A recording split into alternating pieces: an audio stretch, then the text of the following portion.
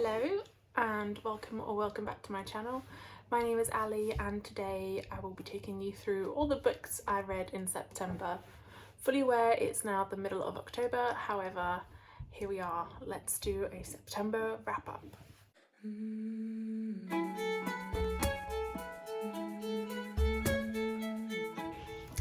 Okay, so before I dive into each individual book, I just thought I'd go through some statistics for the month of September. I record mine on Storygraph. I really like that it makes little pie charts and bar charts of all your stats for the month, and I also log all of my books on there. I do also use Goodreads, but I prefer Storygraph. I read 23 books in September, which is a lot for me. And that's partly because I was on holiday for 2 weeks, so I had nothing to do except enjoy the sun, the sea, and the books I'd brought with me. I think my monthly average was 3.85 stars, which again is pretty good, especially given the fact that I give a fairly low rating to Alice in Wonderland, because I didn't enjoy it as much as I thought I would, and definitely did not enjoy it as much as I remember enjoying it as a child, so that kind of brought my ratings down a little bit. But anyway, so I thought we would just get started with all the books I read in September. So I will start with two little books I read at the beginning of September. These are very small and they are two of the 404 Inkling booklets. So these are short essays. They're all around 80 or so pages and they cover a number of different topics. First of all, I read All the Violet Tiaras, Queering the Greek Myths. This is written by Jean Menzies, who is a booktuber. As soon as she mentioned she was going to be writing something for 404 Inklings, I of course added it to my cart and pre-ordered it, and I finally had a chance to read it, even though it was published way earlier this year. This one in particular explores gender identity and queerness in Greek mythology, both in the original myths and in recent retellings. As you know, there's been a surge in predominantly Greek mythology retellings, such as Circe, Song of Achilles, and a lot of them have featured queer characters or kind of queer spins on the stories, or have explored that queerness that was not previously explored, even though the original myths may have had it. So for example, the Song of Achilles. I really enjoyed this. Short read, but really interesting, and I would definitely recommend if you're into queer representation and Greek mythology. As part of the 404 Inklings, I also read Now Go on Grief and Studio Ghibli. This is an exploration of how different people experience grief, but also how Studio Ghibli explores grief and how it represents it in its movies. It predominantly talks about some of the more famous movies, so like Princess Mononoke, Spirited Away, My Neighbor Totoro, as well as The Grave of the Fireflies. It explores how those characters navigate grief and how it can help those who watch those movies to navigate grief as well. I grew up watching Studio Ghibli. I still watched Studio Ghibli movies. I love them, and I think they always have a really meaningful message behind them. This is a very interesting and poignant read. I would definitely recommend it if you like Studio Ghibli, and also if you've experienced any grief or are interested in the topic of grief as well, and how to accept that or overcome that. I read two Greek myth retellings this month, the first of which was Girl Goddess Queen by Bea Fitzgerald. Look at those lovely pink sprayed edges. This is a retelling of Persephone and Hades. I think everyone knows the myth of Persephone and Hades by now, especially after there's been a few different retellings, a few different kind of dark romance books written in the vein of Persephone and Hades. There's been webcomics such as Laura Olympus, which are now being published in physical format, and there's this. So in this version, so Persephone is about to be married off by her father and her mother to some god that she does not want to marry, and therefore she runs away and seeks help from the one place where her father wouldn't be able to reach her, which is the underworld ruled by Hades. And in her time there, she discovers a lot about herself. She may or may not start developing a friendship with Hades, and it's just a fun retelling. It talks a lot about kind of familial expectations and mother-daughter relationships as well, and it's a very good read and I would recommend. The second Greek myth retelling I read this month was Electra by Jennifer Saint. This is a retelling of the story of Electra, as the title suggests, who is the daughter of Clytemnestra and Agamemnon. Clytemnestra was Helen of Troy's sister, and this story covers the time period of the elopement of Helen, who was married to Menelaus, who is Agamemnon's brother, with Paris, who was one of the princes of Troy, and the War of Troy that then ensues in trying to get her back. And it does so through the eyes of three women that were kind of mentioned in the original myth but not explored in the same depth that they are in this particular retelling, and that is Clytemnestra herself, who is Agamemnon's wife and Electra's mother, Electra, who is their daughter, and Cassandra, who is Paris's sister and was cursed by the gods to have the gift of premonition and foresight, however was also cursed never to be believed. And it follows the very tragic tale of what happens in regard to the War of Troy, Clytemnestra, the aftermath when Agamemnon returns, and also the impact that has on the relationships between these three women, but more importantly between Electra and her mother, Clytemnestra. Electra has never been, and I don't think ever will be, one of my favourite characters, or even a character that I particularly like. However, I did quite enjoy this retelling, and I do really enjoy retellings where women are at the forefront and it's explored through their voices instead of the... I'm sorry, my dog is having a moment. Have you finished? Okay. The women who weren't originally given a voice in the myths, and it's really refreshing to see that through their eyes. Next, I read the Six of Crows duology, so Six of Crows and Crooked Kingdom by Leigh Bardugo. These are two books in the Grishaverse, which is set in the same world as Shadow and Bone, which was made into quite a popular TV show. I actually bought these last year and then did not read them because I was worried. I didn't end up enjoying Shadow and Bone as much as I hoped I would have. It was good, but then I was quite worried to read these and I was worried they'd been overhyped. However, I finally read them whilst I was on holiday and I hate myself for having taken so long to read them. They're really exciting, action-packed, really lovable characters, even though they're all morally grey. Essentially, this is the story of a criminal heist and features the main character, which is Kaz Brecker. He puts together a band of other criminal misfits, some of which are introduced in Shadow and Bone, as this takes place after that time. And they have been offered the chance at a deadly heist, which is to break into one of the ice fortresses to retrieve a person of interest whose knowledge could help change the magic of Grisha forever. And that is essentially what this whole story is about. As I said, the characters are all pretty morally grey, but all very, very lovable. And I don't know, I just fell in love with them, and they were really, really good. They were a lot better than I expected and a lot better than I had hoped after all the hype. If you haven't yet had a chance to pick these up, definitely check them out. I also read Poison Study by Maria V. Snyder in September, and I was so pleasantly surprised with this.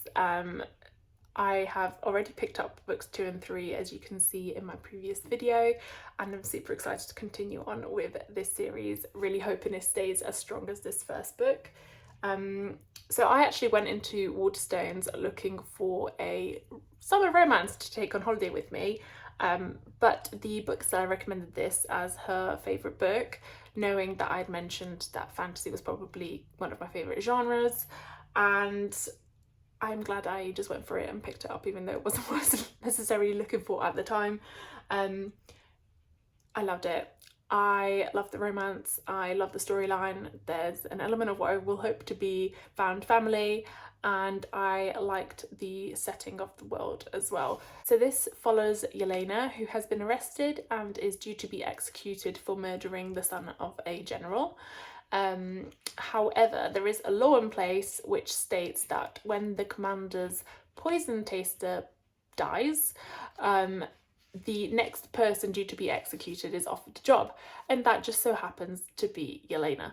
So she is then offered a choice to be executed or to take on this role as the commander's poison taster, food taster for poisons, essentially. And since the options are you die now or you may or may not die soon, Yelena goes for the poison taster. And she is trained by the security chief and assassin Valak, and they slowly start to develop a friendship, which is put in jeopardy when Yelena starts to notice that she is developing magical powers. Because in this world, magic has been outlawed, and the commander, the one that she tastes food for, is the one that has outlawed it.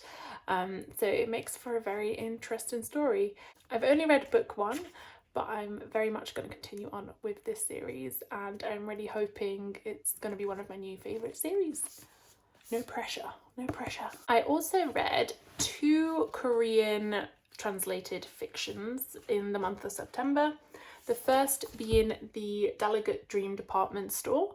This is the story of Penny, who is a new hire at the Delegate Dream Department Store, which is a store that essentially sells dreams. So people and animals will come to the store during their sleep and purchase different kinds of dreams. So whether it's like a prophetic dream or a positive dream or an uplifting dream, things like that. So each level has different types of dreams. There are people who are famous for creating like the most beautiful dreams, and there's like an Oscars of the dreams, and the store is owned by quite an eccentric and interesting character who often does things a little bit oddly. So there's always a reason for why he does that. So you follow Penny as the new hire as she navigates this new world, and also she gets to know all the characters in this dream store. And it's a very cute, uplifting tale. So definitely recommend this if you want a bit of light reading. It's not too long. It's only like 250 pages. So quite an easy read if you want to break up something a little bit darker and a little bit longer, which often the other books I read tend to be. And then the other book I read that is Korean translated fiction is Welcome to the Hyeonum Dong Bookshop. So this is a book all about books. It's centered in a bookshop. It follows a bookkeeper who has recently ended a long relationship with her husband and has decided to open this bookstore, not knowing anything about it. And she hires a few different people and meets a few different locals, and it just kind of follows all of their stories. So there's a few different POVs in here. It gives very strong found family vibes, and also it's just really cute. I love books that talk about books or bookshops or libraries, and it was, as I said, very like heartwarming. Definitely one to look out for if you want a little cute read. I then read a book that I've been seeing everywhere for, I don't know, what feels like the past 2 years, but may have not been that long. And that is The Marriage Portrait by Maggie O'Farrell. I didn't know what to think about this. I got this as a birthday present. It was on my wish list, so my friend who got it for me didn't go completely rogue with this. However, I really had no expectations at all of this book other than hearing loads of people saying that it was very well written and that it was good. I didn't know anything about it, but I really, really liked it, and I know now why it was shortlisted for the 2023 Women's Prize for Fiction. So this is the story of Lucrezia, who was the Duchess of Ferrara, and it's set in 1500s Italy, and follows, as I said, the story of this duchess who is married off to a man older than her from a more prominent family to try and build ties between the families of Italy, and she has the sinister feeling that he intends to kill her. So this is all about her going through moving from her home to his house and trying to understand if, when and how he is going to kill her. And it's a really interesting, really well written story, and I think there is some element of actual historical fact in here, but very much fictionalized. I would recommend reading this. I've not read any other books by Maria Farrell, but I might very well pick them up now that I've read this. I do really enjoy her writing. Next, I read The Night Ends with Fire by K.X. Song. This is a story inspired by the myth of Mulan and follows Mei Lin, whose father has just pretty much offered her up for marriage with this much older, very violent man to fund his opium addiction with the dowry he's going to receive once she marries this man. And she doesn't want to do that, so she pretends to be a man and joins the Imperial Draft in place of her father, and essentially kind of follows the tale of Mulan, but it's got more added magic and fantasy and elements of ancient gods and some romance. So I really enjoyed this. I ended up finding a paperback version from a online bookstore, but I believe this was done as a special edition by Fairy Loot, which did look very nice. However, I really enjoyed this original cover, and I was glad to be able to get my hands on a paperback right away. Although, as it turns out, it's a weird bigger version than normal UK paperbacks, so I'm not sure if it's an international version. But anyway, yes, very much recommend reading this book as well. As I said, I had a pretty good reader month, so I feel like these are all going to be recommendations. But if you like the myth of Mulan, or if you like Asian inspired fantasy and magic, this is one to check out for sure. I also read Butter by Asako Yuzuki. This is a translated Japanese fiction story, partly based on the case of a con artist. But essentially this follows Rika, who is a journalist who wants to interview a serial killer who has been accused of seducing lonely businessmen with her delicious home cooking and then poisoning them. This woman, who's called Monako Kaji, has never accepted to have an interview. However, when Rika asks her for her recipe for her stew, she can't hold back from responding and accepts to meet with Rika. And while Rika hopes to get more and more out of this woman and kind of break her down, she is actually the one that ends up changing more. And essentially, whilst I thought this was going to be a lot more about the true crime aspect or the criminal aspect and essentially more about the serial killer, it ends up being more about Rika, the journalist, and about how her interactions and this weird relationship she starts developing with the serial killer woman essentially changes her and changes how she behaves and how she approaches life. I feel like I definitely went for this for the cover, because it's just a stunning cover and it's got some foiling on it as well, which you know I love. But I love Japanese translated fiction, and whilst this was maybe not one of my favourite that I've ever read, I did still really enjoy it and would recommend it if you're after kind of a quirky, dark, comedic crime novel. And speaking of crime novels, I also read Drive Your Plough Over the Bones of the Dead by Olga Tokarczuk. This is a Polish translated fiction by Fitzcarraldo. So they do a lot of these blue editions, which are international translated fictions, and I am slowly starting to read more of them. So I've got a couple more that I've bought recently but I haven't yet read, so this was the first one. But I am trying to expand my horizons with international translated fiction. This one actually won the Nobel Prize in Literature recently, and for good reason. It's very ethereal, very well written. It follows the tale of a woman who lives in a very remote village in the mountains and discovers her neighbour has passed away, which seems absolutely fine until more deaths start occurring, and they are all related to people who are in the local hunting club. And she becomes involved in the investigations of these, what turn out to be murders. And there's a lot of focus on philosophy, politics, animal rights, etc., as well as gender stereotypes and gender roles in this particular setting. I really liked it. I really loved her character. Again, it's another dark, comedic, somewhat satirical story set in kind of a murder mystery background. I really liked this. It was probably one of my favourite reads of the month, and I actually bought it so myself and my mum could buddy read it, and I hope that she ends up enjoying it as much as I did. We didn't end up buddy reading it, we just both have a copy, and I read too quickly, it turns out, and I'm too impatient. But anyway, another great one. In September I also read Amy by S.J. Jones. This is the second book in the Guardians of Dawn series, and it's a stunning edition by Illumicrate.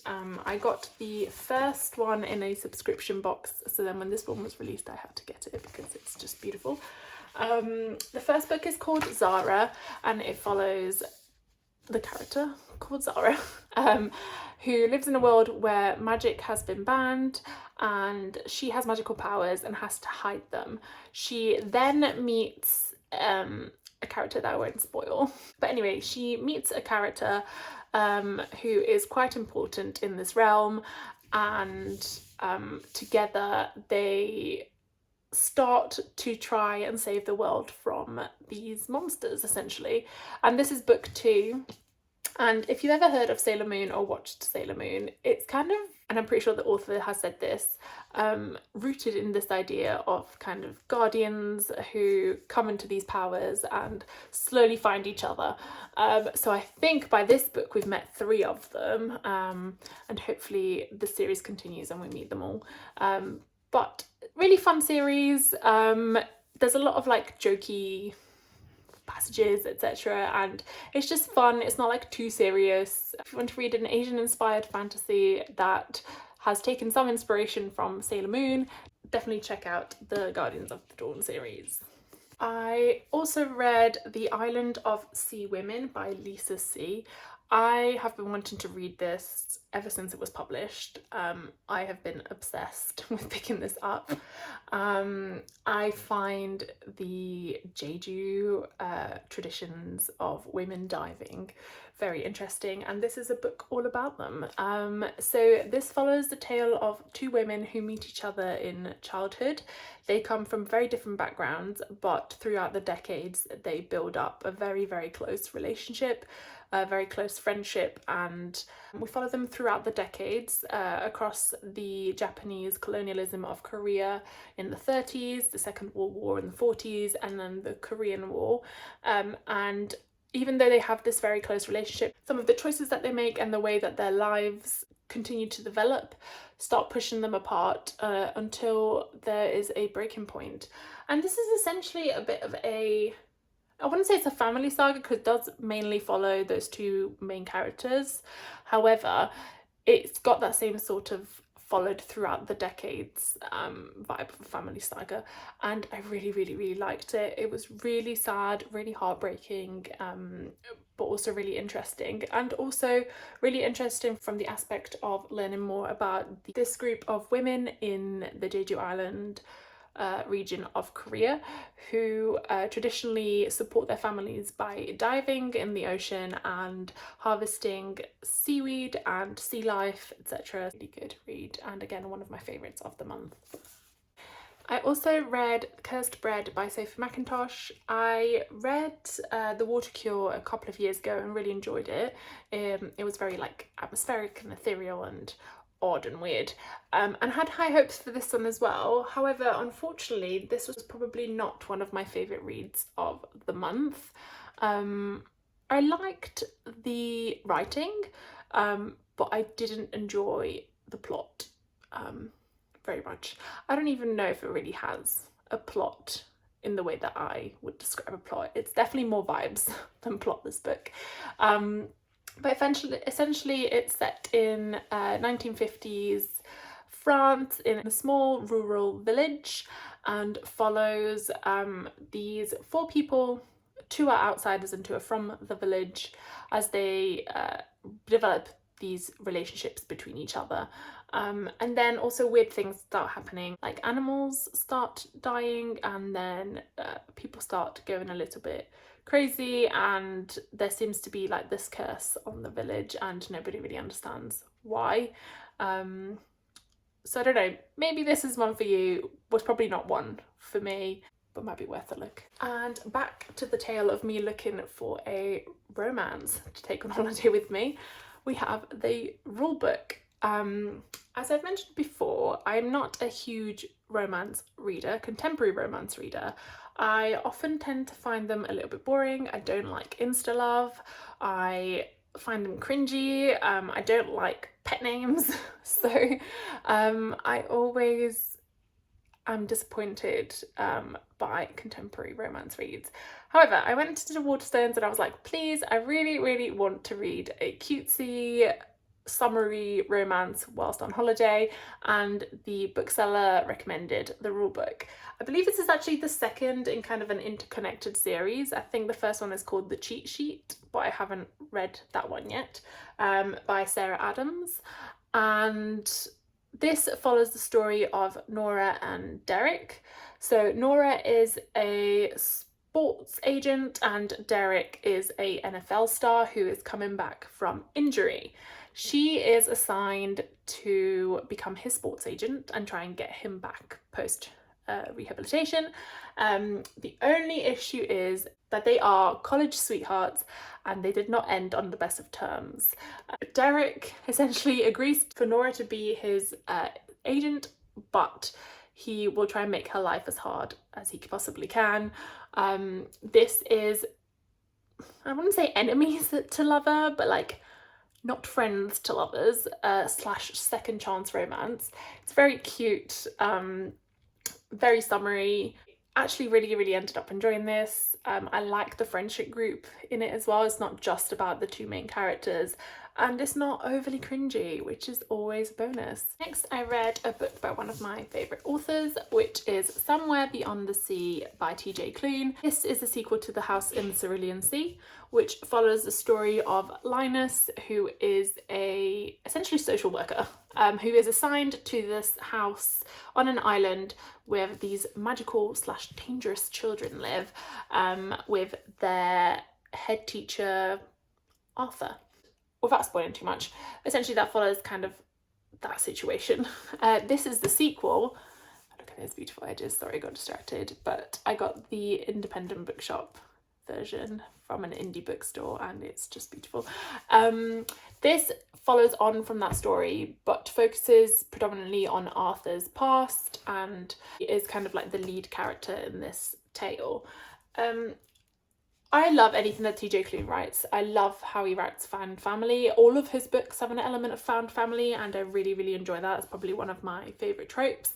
And also I really like his style of writing. I don't think I've ever read one of his books that hasn't brought tears to my eyes. If not, literally sent me spiralling, and please TJ Klune, you need to start paying for my therapy. But this one, I don't know, I enjoyed it, but it was quite similar to The House in the Cerulean Sea, and it didn't go as deeply into the story of Arthur and his background than I expected.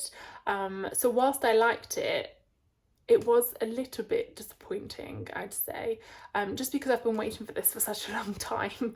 I don't want to say disappointing. I liked it. I really liked it. It was maybe not my favourite that he's written, but equally I was really happy to be back in this world. I was really happy to be back with these characters and the magical children and Linus and Arthur. And again, if you want a nice, uplifting, found family story full of heartwarming moments, this is one to check out. Actually, both of them. House of the Cerulean Sea out of the two would definitely be my favourite. But yes, last but not least, this is the Italian version, but I read The Florias of Sicily. This is a historical fiction novel set in Sicily, as the title suggests, following a family over decades. So this is an actual family saga. So we start off with two brothers who move to the capital of Sicily to set up a business supplying like apothecary materials and herbs, etc. to doctors, physicians, pharmacists, as well as then going into kind of the more food-related herb industry. And this follows the rise of the family, the Florios, who are a real family, through the decades. And we, as I said, start off following the two brothers, then we follow the son, and then when the son grows up, we follow his family. Really, really well written, really, really interesting. There is a sequel that I have bought as well that I need to read, hopefully in the month of October, but we shall see. And yeah, this is really, really good. There is definitely an English version. I have seen it in stores, I have seen it online. Check it out. So thank you for that. That was the last book that I read in September. I also read Alice in Wonderland, but I don't think I need to do a recap of that. Everyone knows that story. And yeah, hopefully you enjoyed this video, and I will see you for my next one.